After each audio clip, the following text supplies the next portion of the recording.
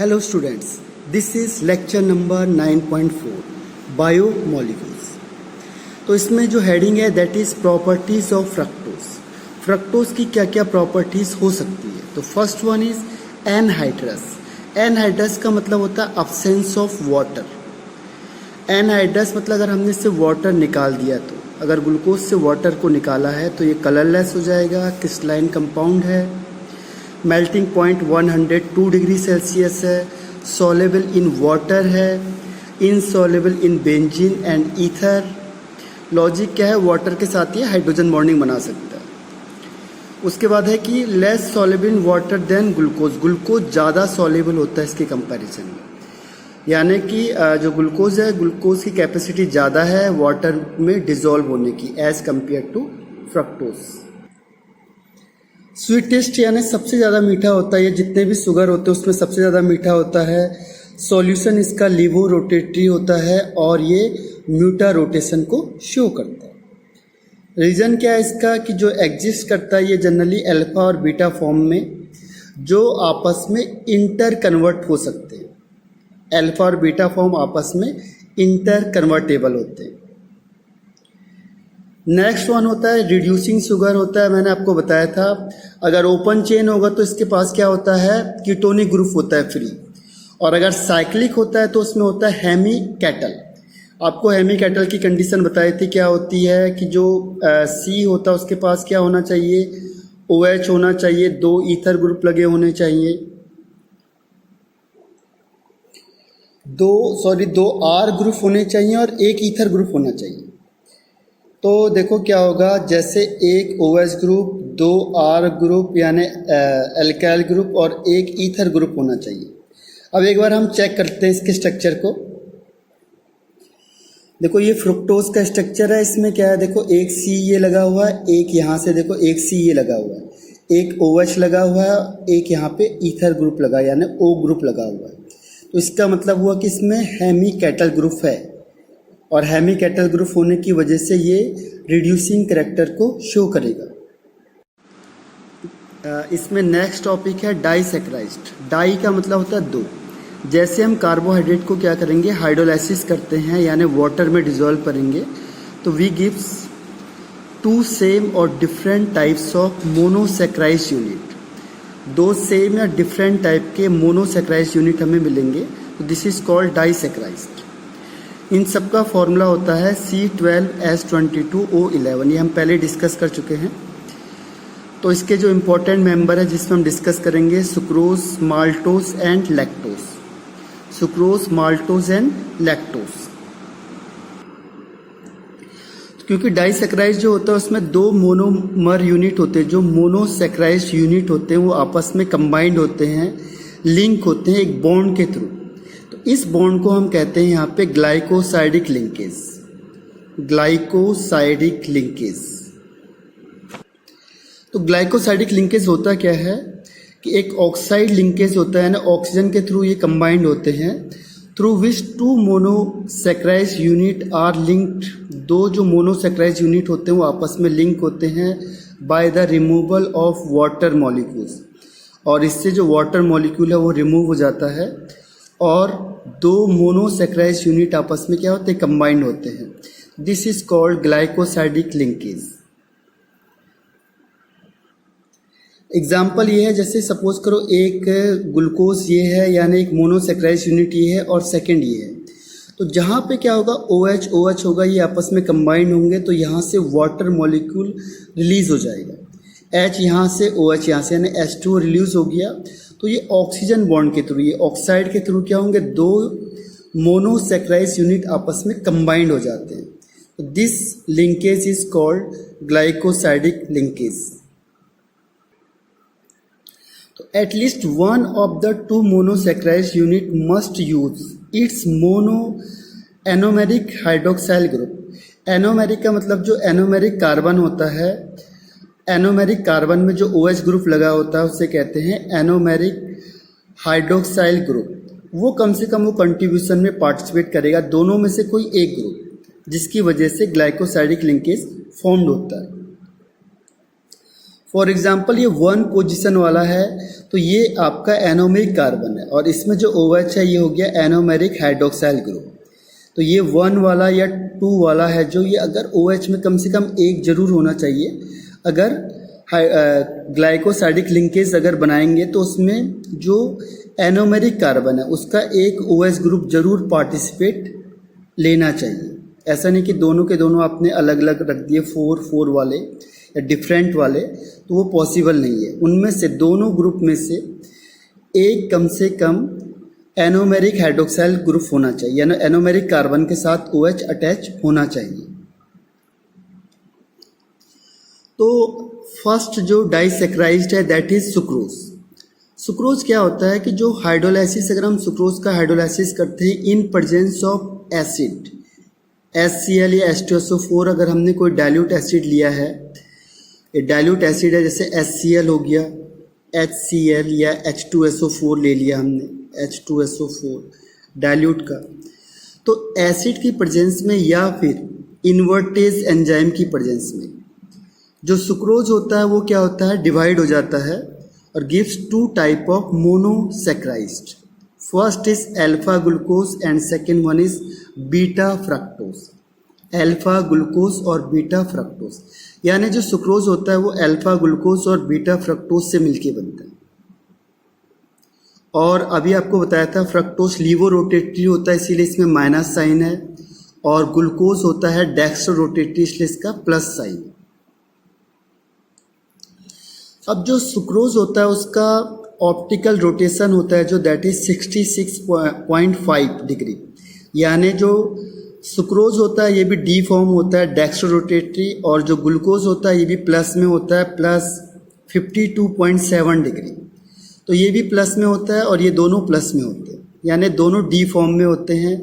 जबकि जो फ्रक्टोज होता है वो एल फॉर्म वाला होता है, L form, L means minus sign, L form वाला होता है माइनस 92.4 डिग्री, माइनस 92.4 डिग्री। तो होता क्या है कि जब हम दोनों को जब हम सुक्रोज का क्या करते हैं, हाइड्रोलाइसिस करते हैं, तो सुक्रोज के हाइड्रोलाइसिस के बाद जो ग्लूकोज और हमें फ्रक्टोज मिलता है ये इक्वल क्वांटिटी में मिलता है, इक्वल मोलर मिक्सचर होता है ग्लूकोज और फ्रक्टोज का। लेकिन देखो एंगल से हमें पता चल रहा है कि ये है जो आपका वो राइट एंगल में 52 डिग्री को रोटेट कर रहा है, और जबकि ये लेफ्ट में 92 डिग्री को रोटेट कर रहा है।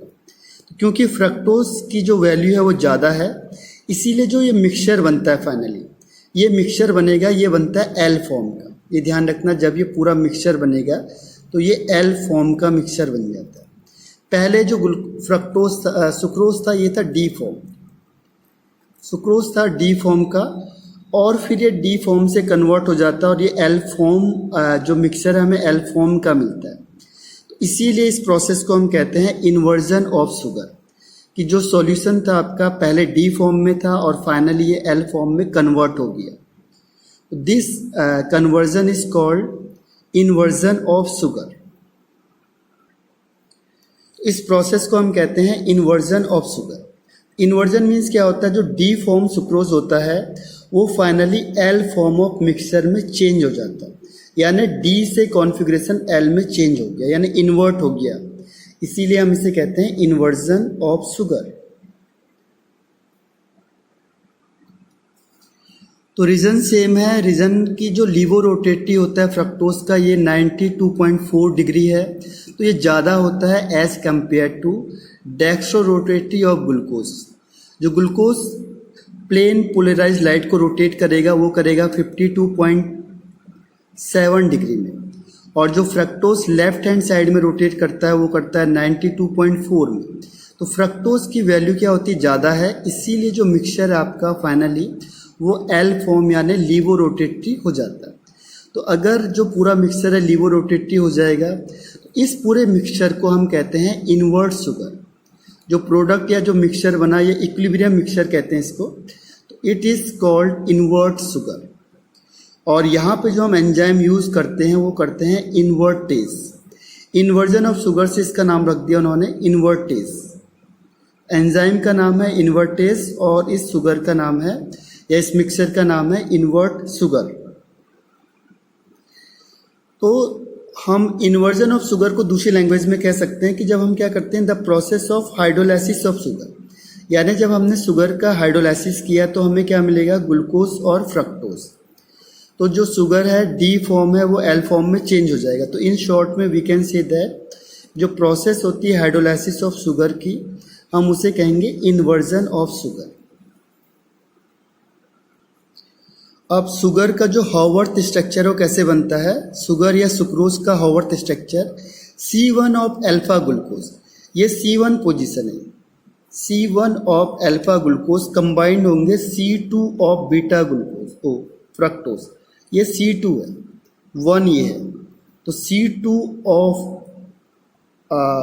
बीटा फ्रक्टोज होना था यहाँ पे, बीटा फ्रक्टोज और C1 ऑफ अल्फा ग्लूकोज, ये आपस में कंबाइन करेंगे। तो जहाँ पे OH है ये OH आपस में कंबाइन करते हैं और H2O वाटर के मॉलिक्यूल को एलिमिनेट कर देंगे, यानी माइनस का साइन है, एलिमिनेट। और यहाँ पे जो ये ऑक्सीजन है, ऑक्सीजन लेफ्ट रह जाएगा, बाकी सब कुछ सेम है। तो अल्फा ग्लूकोज का C1 और बीटा फ्रक्टोज का C2 आपस में कंबाइंड होंगे तो सुक्रोज फॉर्मेशन होगा, और इस लिंकेज को कहते हैं अल्फा बीटा, इसे लिंकेज को कहेंगे alpha beta 1,2 glycosidic linkage, 1,2 glycosidic linkage. तो दिस लिंकेज इज कॉल्ड, क्यों कैसे बना, ये है आपका अल्फा का C1 position of alpha glucose और ये है आपका C2 of beta fructose.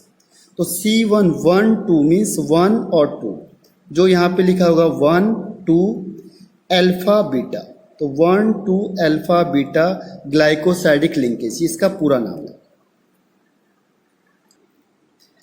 Physical properties क्या होती है, कलरलेस होता है, ऑर्डरलेस होता है, क्रिस्टलाइन सॉलिड है, स्वीट होता है, टेस्ट में मीठा होता है, और सॉलेबल होता है वाटर में, डी फॉर्म होता है, लेकिन ये म्यूटा रोटेशन शो नहीं करता है।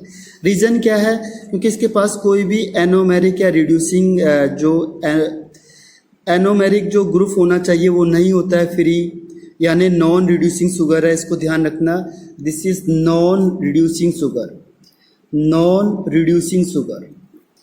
नॉन रिड्यूसिंग शुगर होने की वजह से क्या होता है, इसके पास कोई भी फ्री यानी ये हेमी एसिटल या हेमी कैटल को नहीं एग्जिस्ट करता है, ये इसीलिए ये नॉन रिड्यूसिंग शुगर होता है और म्यूटा रोटेशन को भी शो नहीं करता। तो ये लिखा हुआ केमिकल प्रॉपर्टीज़ में नॉन रिड्यूसिंग शुगर है, क्योंकि ना तो इसके पास फ्री एल्डिहाइड या कीटोन ग्रुप होता है, बल्कि इसके पास स्टेबल एसिटल और कीटल ग्रुप होता है, एसिटल और कीटल ग्रुप इसमें प्रेजेंट होता है, इसीलिए ये नॉन रिड्यूसिंग शुगर है। अब डाइसैकराइड का सेकंड पॉइंट आता है माल्टोस। माल्टोस होता है C1 of alpha glucose plus C4 of alpha glucose. C1 देखो मैंने कहा था एक एनोमेरिक OH ग्रुप होना चाहिए, तो C1 में जो OH है this is anomeric hydroxyl group. तो ये C1 of alpha glucose combined होगा C4 ऑफ अल्फा ग्लूकोज से। तो ये देखो C अल्फा का मतलब OH नीचे है, C1 पोजीशन में ये C4 है, C4 है ये अल्फा ग्लूकोज का, देखो 1 2 3 4, तो ये 4 पोजीशन है, ये आपस में कंबाइंड होगी। कंबाइंड होने से क्या होगा, यहाँ से वाटर ग्रुप एलिमिनेट होगा, H और OH, तो ये O बीच में आ गया, इसे कहते हैं ग्लाइकोसाइडिक लिंकेज। अब देखो दोनों अल्फा है तो 2 अल्फा लिखने की जरूरत नहीं है हमें, एक ही अल्फा से काम चल जाएगा, इसका मतलब दोनों में अल्फा है। फिर 1 4 क्यों है, क्योंकि C1 है और C4 है, तो 1 4 शॉर्ट में से 1 4 लिखेंगे, क्योंकि C का 1 है और ये C4 है, तो C 1 4 ग्लाइकोसाइडिक लिंकेज, ये O है। बाकी देखो यहाँ कोई चेंज नहीं होना है, जो आपने ग्लूकोज का स्ट्रक्चर है वही रहेगा सेम, 1 2 3 4 5 6, और यहाँ पे भी ग्लूकोज का स्ट्रक्चर सेम रहेगा, बस जहाँ पे OH OH है वो आपस में कंबाइंड हो जाते हैं और ये फॉर्मेशन हो जाता है। अब देखो माल्टोस है जो ये रिड्यूसिंग शुगर होता है, रिड्यूसिंग शुगर होता है, और मेन क्या है इसमें presence of hemiacetal. Hemiacetal group होने की वजह से क्या होता है कि जैसे हम इसे हाइड्रोलाइसिस करेंगे, देखो हेमिएसिटल कहते किसे हैं, हम अभी दिखाते हैं आपको इसमें स्ट्रक्चर में। हेमिएसिटल का मतलब क्या होता है, देखो ये सी है, इस सी को देखो, इस सी से एक OH लगा हुआ है, एक H लगा हुआ है, एक एल्काइल ग्रुप लगा हुआ है और एक ईथर ग्रुप लगा हुआ है। तो this is called hemiacetal. तो इट मीन्स क्या है कि जैसे हमने माल्टोज को हाइड्रोलाइसिस किया इन प्रेजेंस ऑफ एसिड, या फिर माल्टेस एंजाइम की प्रेजेंस में, माल्टोज से इसका नाम रख दिया माल्टेस। तो माल्टोज या माल्टोज को अगर हम हाइड्रोलाइसिस करेंगे तो क्या होगा, इन प्रेजेंस ऑफ माल्टेस तो हमें मिलेगा ग्लूकोज, अल्फा ग्लूकोज के 2 यूनिट मिलेंगे। यानी कि जो माल्टोस होता है वो अल्फा ग्लूकोज से होता है, अभी हमने देखा C1 of alpha glucose and C4 of alpha glucose. तो इसका मतलब माल्टोज है जो वो क्या है, पॉलीमर डाइसैकराइड यूनिट है किसकी, अल्फा ग्लूकोज की। और इसमें अगर हम एंजाइम यूज करेंगे तो इसी के नाम से रखा है माल्टेज। नेक्स्ट पॉइंट इसमें आता है लैक्टोज। लैक्टोज प्रेजेंट होता है मिल्क में। लैक्टोज में देखो 2 यूनिट काम आती है, फर्स्ट है C1 ऑफ बीटा गैलेक्टोज और C4 ऑफ बीटा ग्लूकोज।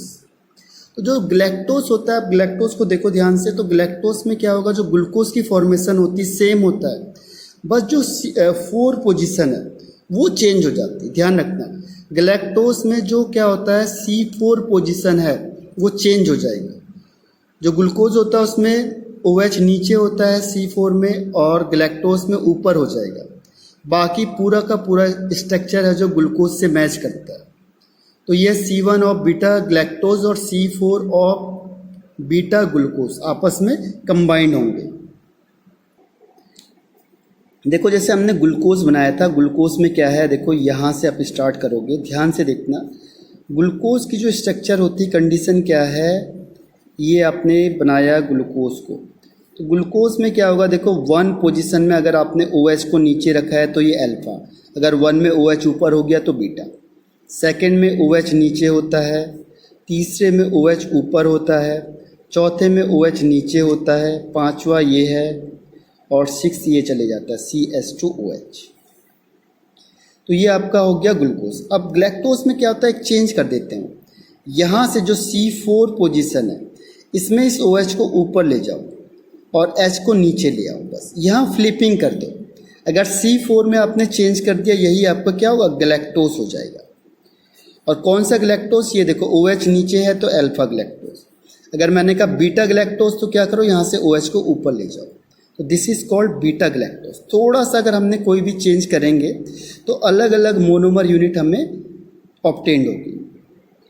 तो यहाँ पे कॉम्बिनेशन किसका है, देखो C1 of beta galactose. Beta का मतलब OH ऊपर होना चाहिए, फर्स्ट पोजीशन में देखो O के सामने वाला C फर्स्ट है, OH ऊपर हो गया तो बीटा।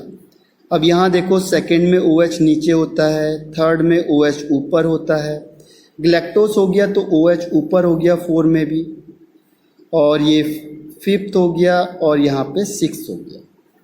ये आपका हो गया क्या, ये हो गया आपका बीटा ग्लैक्टोज।